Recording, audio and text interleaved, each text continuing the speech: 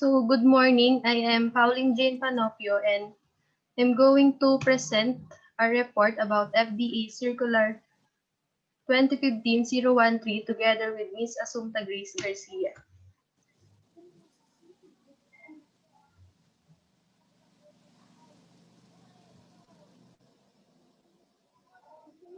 So, our topic for today is about FDA Circular number 2015-013. For the subject, it is the adaptation of the public assistance information and receiving process of the Department of Health, Regional Office 3 for license to operate applications. So, ang sakop lang nitong FDA circular number na to is that yung public assistance daw, ginawa na siyang cover ng Department of Health, Regional Office 3 para mas maging malawak yung na-assist niya for the processing ng LTO application. So next, as is stated, in pursuit of transparency and accountability in providing public service, the DOH Regional Office 3 will adopt the PAIR process in the filing and submission of application for LTO beginning January 4, 2016, and mandatory implementation of the new process starts on April 1, 2016. So sinasabi lang dito na yun nga, ginawa siyang coverage ng Regional Office 3, yung tinatawag nating PAIR, for the processing ng LTO application. And nagsimula ito noong 2016, January 4, and naging mandatory siya noong April 1 at the same year. So, what is LTO? So, etong LTO, ito yung license na kailangan in order for an establishment to operate or bago siya mag-provide ng product or services sa public.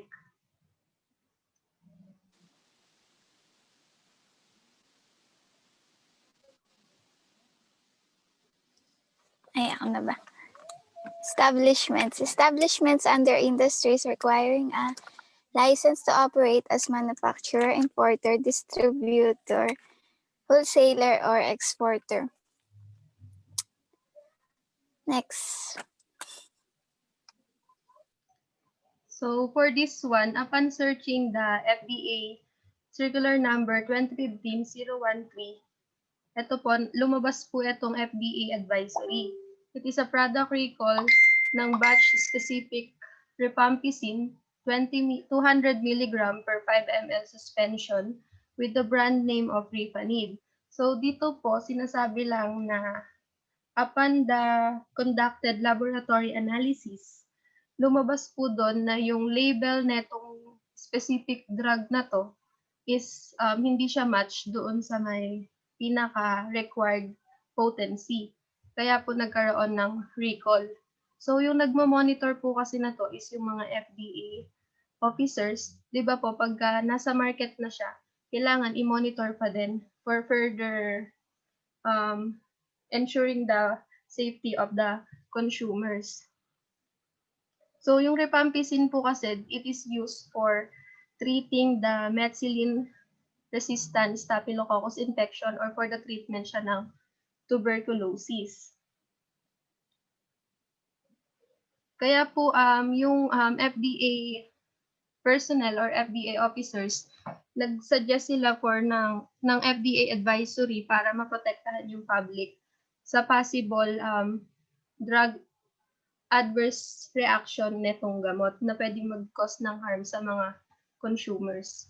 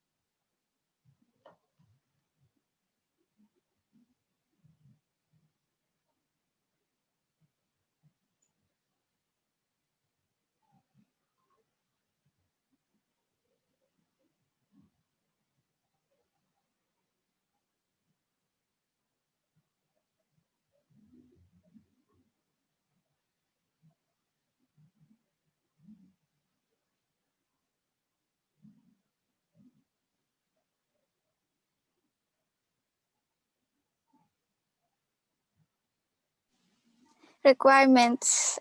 For the requirements, accomplish and duly notarized petition form and joint affidavit of undertaking. List of products to be distributed identified by generic names and brand names intended for use. Copies of pharmacist board registration certificate, PRC ID, valid PTR, ID picture, and duties and responsibilities. And last, certificate of attendance of owner or pharmacist to an FDA seminar on licensing of drug establishments. Next po.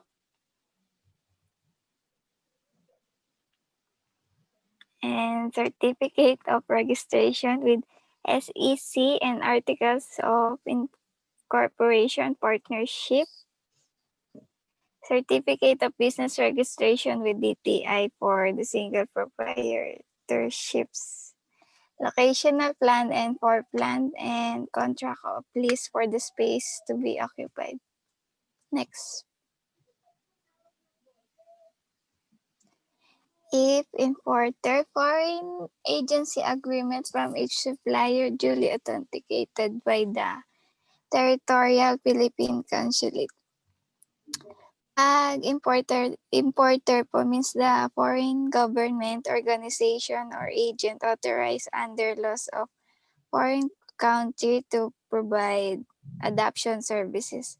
Yung agency agreement po, it gives power to one party to act on behalf of another party para you can give an agent the ability to go and sell your products or services in a certain territory for a certain period of time. Next. If wholesaler naman po, ang need lang valid ka, ito yung valid current contract with FDA licensed supplier or manufacturer. Certificate of product registration from FDA and copy of LTO from supplier, manufacturer. Next. If exporter naman po, ang need lang valid current contract with FDA license, certificate of product registration from FDA, and copy of LTO from supplier din po. Next. So, for the requirements for verification during inspections, ito lang po yung mga materials na chine-check ng FDA inspectors once na mag-inspect sila sa isang establishment. Ayan po yung mga dapat meron doon. So, here's the procedure naman po for the establishment registration. So, first, kailangan mag-submit po ng application requirements to FDA. Second, kailangan mong mag-proceed sa interview with FDA Registration Office. Kailangan makomplete din po yung mga requirements for application by the licensing department. Kailangan makareceive ka ng order of payment and kailangan po, syempre, mabayadan yon. And fifth is to request for schedule of inspection. Sixth is a physical inspection. Yun nga po yung pupunta dun sa establishment mismo para ma-check yung mga dapat i-check. So, 7 is for the approval of the LTO by the director, and 8 is the release of documents to applicant. So, here's the application process naman po for LTO registration. So, first, kailangan mong mag-download, of course, ng application form, which is makukuha mo siya sa website ng FDA, the www.fda.gov.ph. And of course, after mo siyang ma-download, you need to fill up the form correctly. After ma-fill upan, isa-send po siya sa email ng FDA, thepair@fda.gov.ph kasi yung pair po yung sa processing. Next is the scheduling. Magsasend po sila sa inyo ng schedule once na ma-receive nila yung email na, within 2 working days daw po. And then yung document tracking log is i-discuss siya mamaya. And of course, payment, kailangan din siya sa land bank branches o kaya dun mismo sa office. And of course, kailangan mong i-check if kompleto na ba yung mga requirements mo. And then last is yung submission. isasubmit siya sa time na binigay sa yung schedule. So as stated doon po sa may FDA Circular 2015-013, applicants are expected to accomplish the IAF and send an email request to pair@fda.gov.ph for the issuance of the document tracking log. So ayun nga po, kailangan ma-fill upan mo yung integrated application form and ma-send mo yun sa email nila para sendan kanila ng document tracking log. So next is yung integrated application form. Yung integrated application form, ano po siya, Excel format. So XLS or XLSX. Yung pinagkaiba lang po na to is yung version ng Excel. So ginagamit siya for license, registrations, and as well as the amendments and other certifications. So here's the example of the integrated application form. Meron po siyang 6 parts, and those are the, ayan po.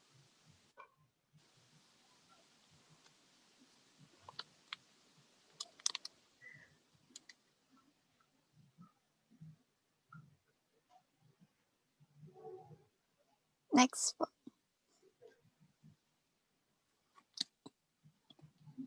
Ayan po yung mga parts ng form. Ayan, establishment information. Ayan po, next. Dito, product information. Dito po yung mga info tungkol dun sa product. Yung brand name, generic name, dosage strength, dosage form.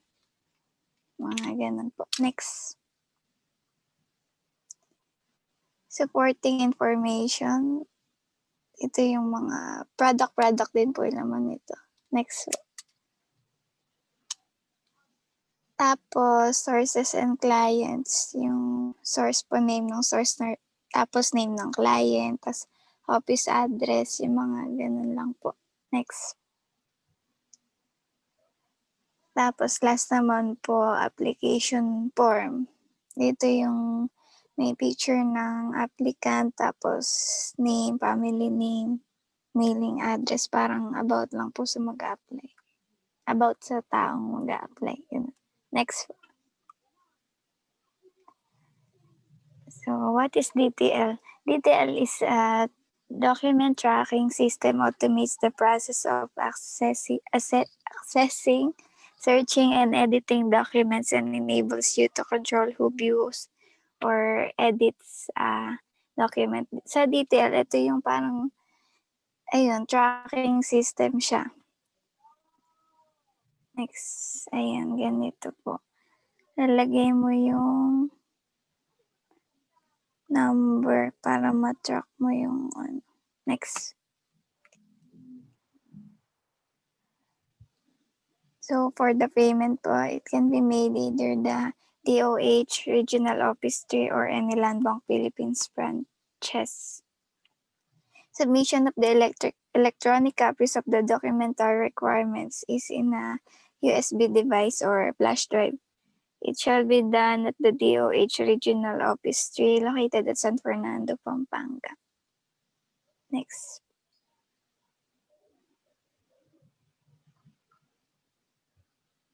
Covered by this circular are LTO applications for initial renewal, variation, amendment, and compliance. All Food and Drug regulatory officers of the said region are directed to disseminate this information and assist clients' application in the new procedure for LTO application. Next. So, ayun po, after nating ma-discuss yung process of LTO application, kasali din po dito or covered din ng FDA Circular 2015-013 yung application for initial or yung bago ka palang mag-a-apply. Ito po yung mga kailangan na i-submit, gano'n. Yung accomplished application form and declaration and undertaking, site master file if ever, manufacturer ng drug, devices, and cosmetic. And of course, the proof of business name registration, risk management plan payment. For the renewal application naman po, ito lang yung kailangan kasi ano lang siya, magre-renew ka lang. For the variation application, nahati po siya sa dalawa, the major and minor application. For major variation naman po, ito yung nagkakaroon siya ng malaking impact with regards to product safety, quality, and efficacy. And inaaprubahan lang po yung mga ganitong application kapag merong proper notification and compliance sa requirements and inspection. So here's are the example po ng major variations. Transfer ng locations, expansion of manufacturer, additional production line, change of manufacturing activity, transfer, addition of warehouse. So, pagka nagkaroon po ng changes kung saan may direct contact yung product, katulad sa manufacturing, which is yung sa process, production ng product, talagang maapektuhan po yung safety, quality, and efficacy ng product once na magkaroon ng alteration or changes doon. So for the minor variation naman po, meron lang siyang minimal impact on the safety, quality, and efficacy ng product pag nagkaroon ng, for example, transfer of location ng offices. Siyempre po, pag nagkaroon na or nalipat lang yung office nyo, siyempre office lang yon. More on monitoring lang sa mga documents yung andon. Wala siyang direct contact sa product. Kaya minimal lang yung impact niya sa safety, quality, and efficacy ng product. So, same lang din po to the following examples. So, what is FDROs? So, regulatory affair officers act as a link between companies and regulatory authorities. Sila po yung, kumbaga, sila yung tumutulong nga for the processing ng application forms and ine-ensure nila that yung mga products na nailalabas sa market is in compliance with appropriate legislation to offer a safe and effective product to the public. So, if ever na gusto nyo pong mag-apply as FDROs, ito po yung job description or yung ginagawa nila. First is that they evaluate and process application for registration. Yun nga po, sila yung nag-a-assist for the LTO processing. They also participate in research works, nagpo-provide din ng technical assistance, and of course, development ng system kung paano pa siya mas mapapalawak yung coverage. Katulad nung FDA circular number na to, na kung saan ginawa na siyang sakop ng DOH Office Regional 3. They also perform other related functions if ever na ma-assign. Kasi syempre, sa work, kahit anong ma-assign sa'yo, dapat alam mo siyang i-perform. And that ends our discussion po with FDA Circular Number 2015-013.